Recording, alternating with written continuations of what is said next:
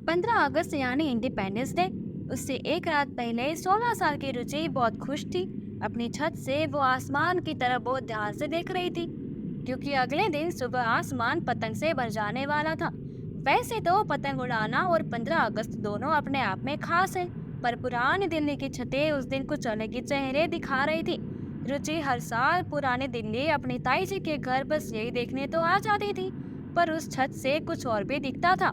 सालों से खाली पड़ा ये घर उसके C-145 गुरुजी के ताई जी के घर के ठीक सामने था और खंडर बन चुका था। लेकिन रुचि जब उसे रात आसमान की तरफ देख रही थी, तो अचानक उसे उस खंडर में से किसी के रोने की आवाज आने लगी। ऐसा लग रहा था कि जैसे कोई बूढ़ी औरत दर्द से कपकपा रही हो और मदद के लिए किसी को पुकार रही हो। उसने ध्यान से देखा।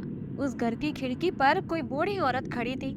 दूर होने की वजह से रुचि को उसका चेहरा साफ साफ तो नहीं दिखा, लेकिन उसे इतना समझ आ रहा था कि वो औरत शायद उसी की तरफ देख रही है। रुचि देखकर बेहद घबरा गई और छत से भाग गई। रुचि ने अपने कमरे में पहुंचने तक पीछे मुड़कर नहीं देखा।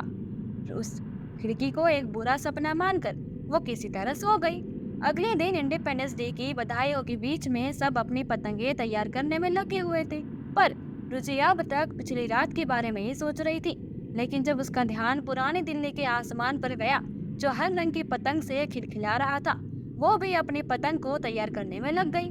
रुचि अपनी पतंग उड़ाने ही जा रही थी कि पता नहीं कैसे कोई कंकड़ आया और सीधा रुचि की पतंग पर लगा, जिससे उसकी पतंग फट गई।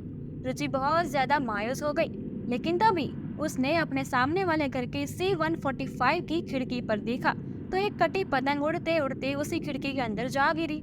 रुचि सोच पाती कि उसकी पतंग पर कंकड़ किसने मारा है, उससे पहले ही उसे एक नई पतंग दिख चुकी थी और वो किसी को बिना बताए सामने वाले घर में पतंग लेने चली गई।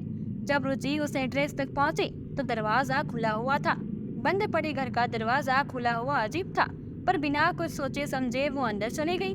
घर में बस अंधेरा था। तभी उसकी नजर खिड़की के पास पड़ी उस नजीब पतंग पर पड़ी। रुचि उस पतंग को उठाने ही वाली थी कि उसे अचानक किसी चीज के सड़ने की बदबू आने लगी। वो बदबू बाथरूम की तरफ से आ रही थी। रुचि जब वहां गई तो उसके पैरों तले जमीन खिसक गई। बाथरूम में एक बूढ़ी औरत की लाश पड़ी थी। उसके सर से खून निकल रहा था और उसका चेहरा बहुत डरावना लग रहा था। रुचि ये सब देख ही रही थी कि अचानक उस लाश ने अपनी आंखें खोली और वो अजीब तरीके से हिलने लगी। ऐसा लग रहा था कि जैसे वो उठने की कोशिश कर रही है। रुचि घबराहट के मारे बहुत जोर से चिल्लाई और उस घर से बाहर की तरफ दौड़ी। वो अपने घर की सीढ़ियां चढ़ ही रही थी कि अचानक उसका पैर फिसल गया और वो सीढ़ियों से नीचे गिर गई। जब उसकी आंख खुली तो वो अपने कमरे में थी और उसकी ताई जी उसके साथ बैठी हुई थी। रुचि उसको गले लगाकर बुरी तरह रोने लगी और कहने लगी कि सामने वाले घर में कोई मर गया है। तब उसकी ताई हैरान हो गई और उन्होंने बताया कि वह घर चांदनी चौक का एक बहुत पुराना घर है। वहाँ कोई जानकी देवी नाम की औरत रहती थी। उस घर में अकेले रहती थी और कभी भी बाहर नहीं निकलती थी। लोग कहते थे कि वो बहुत खड़ूस थी और कुछ साल पहले ही उसकी मौत हो गई थी और एक हफ्ते तक किसी को पता भी नहीं चला कि वो औरत मर गई थी।